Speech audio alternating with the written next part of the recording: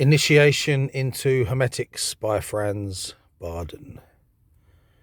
And I feel it's only fitting, seeing as though I've just pulled up in one of the most God-forsaken places on the planet, that I should read the chapter entitled God. Where did my book? Me and this bookmark. Right.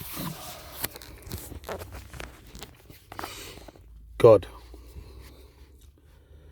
Since the remotest ages, mankind has always believed in something beyond human understanding, something transcendental he idolized, no matter whether there was question of personified or unpersonified conceptions of God. Anything man was unable to understand or to comprehend was imputed to the powers above, such as his intuitive virtue admitted them. In this way, all the deities of mankind, good and evil ones, demons, have been born. As time went on, gods, angels, demiurges, demons and ghosts have been worshipped irrespective of their having ever been alive in reality or their having existed in fancy only. With the development of mankind, the idea of God was shrinking, especially at the time when, with the aid of the sciences, were explained phenomena ascribed before to the gods. A lot of books would have to be written if one wished to enter into details of the various ideas of God in the history of the nations. Let us approach the idea of God from a magician's standpoint. To the plain man, the idea of God serves as support for his spirit, just not to entangle himself in uncertainty and to get out of his depth. Therefore, his God remains always something unconceivable, intangible and incomprehensible for him. It is quite otherwise with the magician who knows his God in all aspects. He holds his God in awe as he knows himself to have been created in his image, consequently to be a part of God. He sees lofty ideal, his first duty, and his sacred objective in the union with the Godhead, in becoming the God-man. The rise to this sublime goal shall be described further on. The synthesis of this mystic union with God, turning the page, the synthesis of this mystic union with God consists in developing the divine ideas from the lowest up to the highest steps in such a degree as to attain the union with the universal. Everyone is at liberty to abandon his individuality or to retain it. Such genii usually return to earth entrusted with a definite sacred task or mission. In this rise, the initiated magician is a mystic at the same time. Only performing this union and giving up his individuality, he voluntarily enters into dissolution, which in the mystic wording is called mystic death. It is evident that true initiation knows neither a mystic nor a magic path.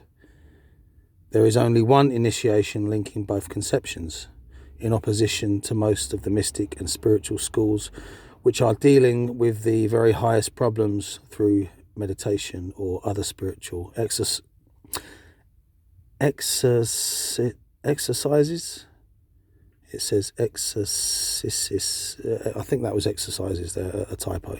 Without having gone through the first steps at first.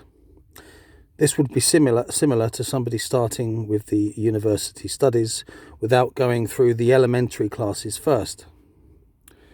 The results of such a one-sided training in some cases are disastrous, sometimes even drastic, according to the individual talents.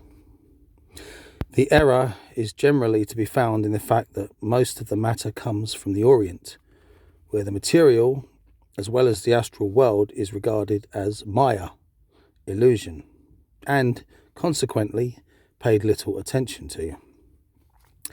It is impossible to point out details, for this would overstep the frame of this book.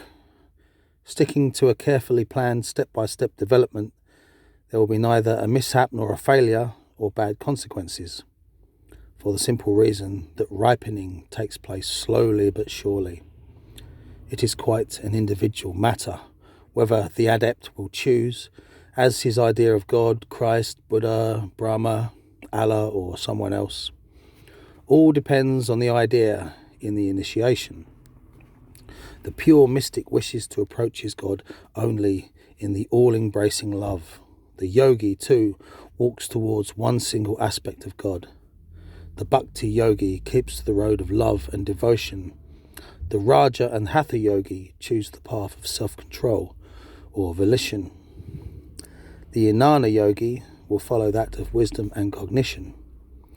Let us regard the idea of God now from the magic standpoint, according to the four elements, the so-called tetragrammaton, the unspeakable, the supreme.